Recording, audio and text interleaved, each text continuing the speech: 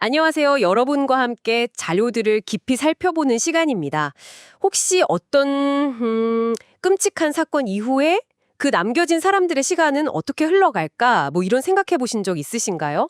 아니면 또 인간이 아주 거대한 폭력 앞에서 어떻게 스스로의 존엄성을 지켜낼 수 있을까? 이런 질문들이요. 오늘 저희가 들여다볼 자료는 바로 한강 작가의 소설 소년이 온다 관련된 유튜브 방송 대본들인데요. 아시다시피 1980년 5월 광주의 그 비극적인 사건을 배경으로 하고 있죠. 그 열흘간의 시간 그리고 또 그 이후를 살아가는 사람들의 이야기입니다. 네, 맞습니다. 이 자료들을 보면요. 이게 단순한 어떤 역사적 사건 기록이라기보다는 그 국가라는 거대한 힘이 가하는 폭력 속에서요.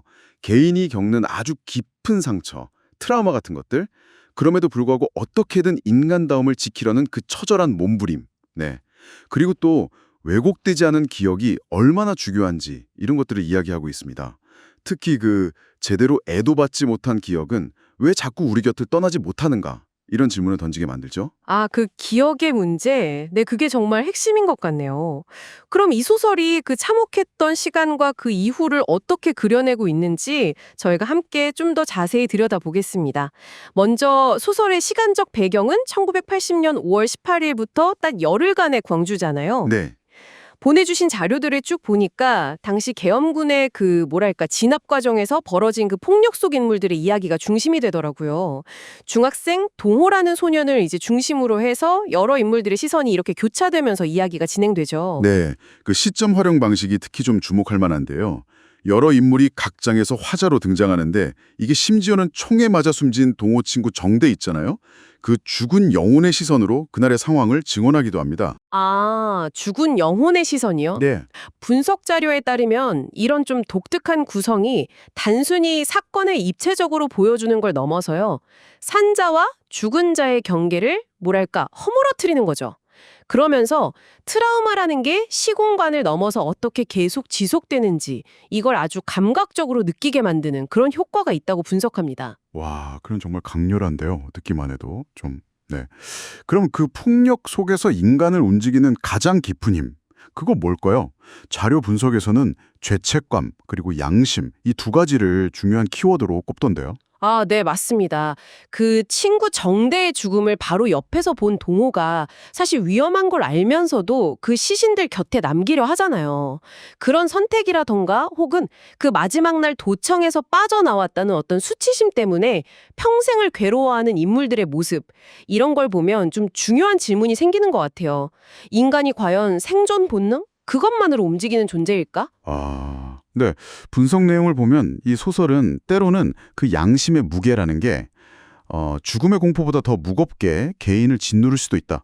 이런 인간 내면에 대한 깊은 통찰을 보여준다고 말합니다. 생존 본능을 넘어서는 양심의 무게라. 결국 아무리 극한 상황이라도 인간은 인간이고자 한다. 뭐 이런 의미로 좀 들리네요. 바로 그 지점입니다. 네, 이 분석 자료들은 소설이 단순히 국가 폭력의 잔인함을 고발하는 데 그치는 게 아니라 그런 비극 속에서도 꺼지지 않는 어떤 인간 존엄성의 본질, 그러니까 연약하기 때문에 오히려 더 지켜내야 하는 그런 영혼의 가치에 대해 묻고 있다고 해석을 합니다. 타인의 고통에 공감하고 또 부당함에 맞서려는 그 마음 자체가 인간을 인간답게 만든다는 거죠. 네, 하지만 그 상처가 제대로 치유되지 못하고 현재까지 계속 이어진다는 문제 제기, 이것도 상당히 중요하게 다뤄지고 있는 것 같아요. 충분한 애도가 없었다. 그래서 고통이 계속된다는 분석이죠. 맞습니다. 제대로 된 진상규명이나 책임자 처벌 없이 오히려 역사를 왜곡하거나 희생자를 모욕하는 그런 목소리들이 여전히 존재하잖아요. 이런 현실에서는 상처가 아물기가 정말 어렵다는 지적입니다. 그 분석가들은 살아남은 이들의 삶 자체가 그냥 끝나지 않은 장례식처럼 되어버렸다, 이렇게 표현하기도 하더라고요. 아, 끝나지 않은 장례식이라니. 네. 그래서 이 소설처럼 그날을 계속해서 기록하고 또 기억하려는 그 행위 자체가 중요하다고 강조하는 겁니다. 그렇군요. 단순히 그냥 잊지 않는 걸 넘어서 그 기억하는 행위 자체가 하나의 저항이 될 수도 있다, 이런 말씀이시네요? 그렇습니다. 네. 그 기억은 단순한 회상이 아니고요. 어떤 모욕이나 왜곡에 맞서서 인간의 존엄을 지키려는 아주 적극적인 행위가 되는 거죠. 잊지 않고 제대로 기억하는 것, 그것이야말로 폭력의 반복을 막고 또 상처 입은 영혼들을 위로하는 시작이라고 이 자료들은 이야기하고 있습니다. 어떻게 보면 소설이 독자들에게도 그 기억에 동참하라고 아주 강력하게 요청하는 셈이죠. 네. 오늘 저희는 한강 작가의 소년이 온다 관련 자료 분석을 통해서 1980년 광주의 그 비극, 그리고 그 이후의 삶, 인간의 존엄과 트라우마, 또 기억의 문제까지 쭉 살펴봤습니다.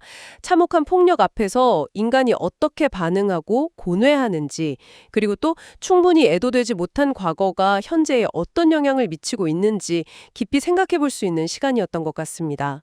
네.